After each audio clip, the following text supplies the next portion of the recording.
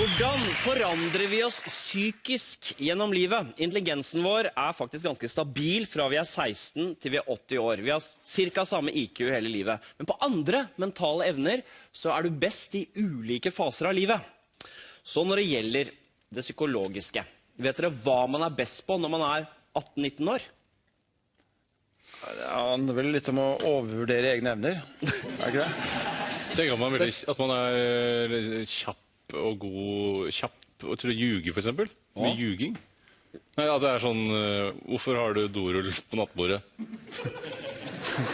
Fordi jeg bæsja i senga. Det var ikke kjapt. Det var veldig dårlig eksempel. Jeg var mye kjappere før. De er i hvert fall veldig gode til å finne ut hvilke folk som helt fullstendig psycho. For det bare spotter på. Han helt psycho, han læreren. Og det spotter de enormt kjapt. Da. Det kanskje bare en dobbelttime norsk. Det psycho-type. Det dødsgode.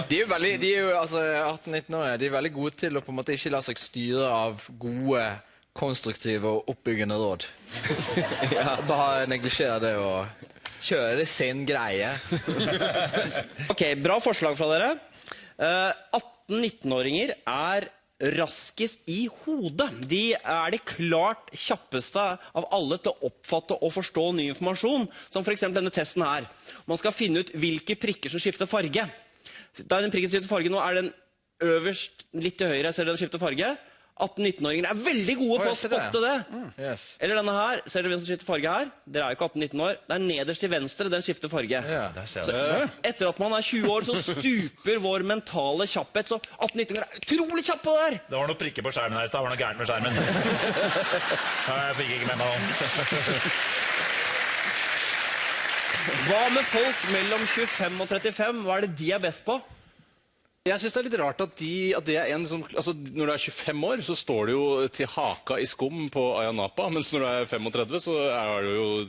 Kan ha 2 kolikkunger og boliglån. Ja, likevel så dere best på noe mentalt. Merker du noe på når du sammen med Bård? Det noe han dårlig på sammenlignet med deg? Nei, altså... Han kan mer om Telemark og Skien og Porsgrunn og sånn. Ok. Hvor gammel du? Jeg 19.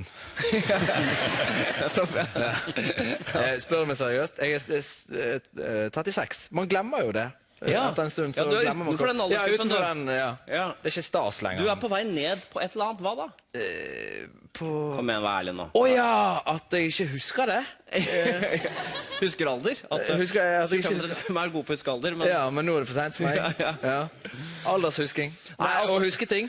Det handler faktisk om det. Folk mellom 25 og 35 har den beste arbeidshukommelsen. Altså hvor mye de kan huske å holde i bevisstheten på en gang. For eksempel i en samtale. Du både klarer å følge med på hva den andre sier, hva du skal si nå, hva dette du må huske til senere, hva den andre egentlig mener, hva alt dette for å si for en annen du skal treffe senere. Den evnen til å holde alt dette i bevisstheten på topp når man 25 til 35. Så det har jeg aldri kunnet. Nei, du har nok rett i det. Nå går jeg inn jeg ble jo selv 34 år, så jeg går inn i siste år med arbeidshukommelse nå. Og når du får dårligere arbeidshukommelse, det som skjer da, at du må begynne å skrive ned mer ting. Når folk sier sånn... merke! Ja, det sant? Ja, skriver ned ting! Det med skrivende, så jeg husker glemmer det sånn nettopp. Så der på hytta skal det være en dør der, og så skal den ligge... Mens hvis du 25-35, så klarer du å holde alt i hodet samtidig. Men jeg har alltid skrevet ned ting, så hvordan skal jeg vite... at jeg begynte å huske dårligere, for jeg skriver fortsatt ned ting. Vi har alltid skrevet ned ting sammen. Vi har skrevet ting sammen. Ja, dere kommer til å skrive enda mer ting. Jeg skriver alt ned nå. Ja. Så var det mye nå alt. Altså. Jeg husker ikke hvordan det var før. Dette må jeg skrive ned etterpå, i hvert fall. Så kommer det da. 40-50-åringer, denne mystiske rasen. Hva de best på sammenlignet med alle andre aldersgrupper? 40-50-åringer. Da har du sett av en time, for å si det sånn. Det ganske mye jeg er god på. Blant annet lage lyder. For meg, det var så mye. Altså, de jo veldig gode på å tro at de veldig mye yngre enn de Så 50-åringer kan liksom ha en evne til å fortelle hvor gamle de på en måte... At de sier sånn... De sier ikke jeg 50 år, men de sier jeg faktisk 50. Og forventer reaksjonen, jøss, du 50? Så man sier, ja, jeg faktisk 50. Så det det. De snakker mye om alder. Ja, men føler seg mye yngre. Ja, med Birken er så mye Birk. Blir så glad i Birken. Er ikke det noe? Ja, vi er veldig- vi er- Alt er Birken. Alt er bare Birken hele tida. Du er opptatt av å trene og vinne ting, er det det? Ja, så er det Birken. Si Birken med enda litt mer forakt. Birken. Nei, altså, det som er på topp når du er 40-50 år, er evnen til å forstå hvordan andre føler det. Hvis man viser bilder av øynene, og så skal man gjette hvilke følelser øynene uttrykker, så er 40-50-åringer best på det. Disse øynene er for eksempel. Er han fyren her, er han irritert, skuffet, trist eller anklagende? Så i hvert fall veldig pikslete. Det var jo ikke et alternativ. Rasterisert. Jeg tror han er litt irritert. Han er anklagende. Ja, jeg ser det. Han er anklagende! Bård er faktisk best, helt utrolig. Ja, bra.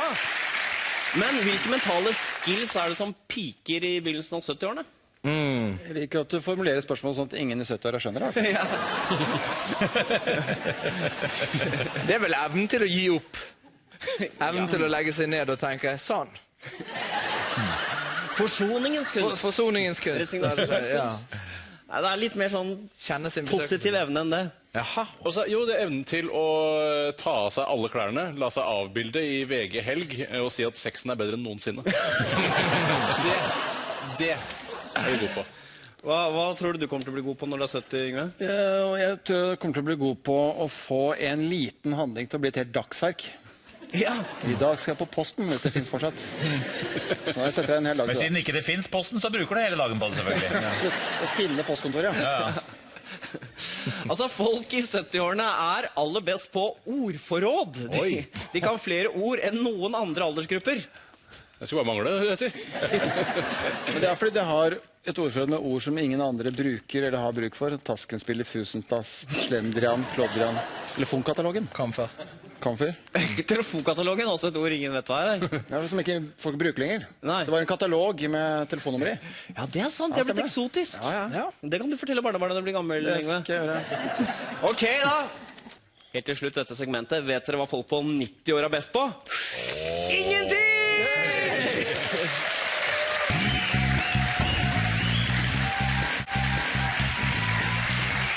Hvem kan mest av Yngve Skomsvold, Vegard Ylvisåker, Tore Sagen og Bård Tufte Jansen? Det får du svar på etter reklamepausen. Vi ses snart! Lov meg det.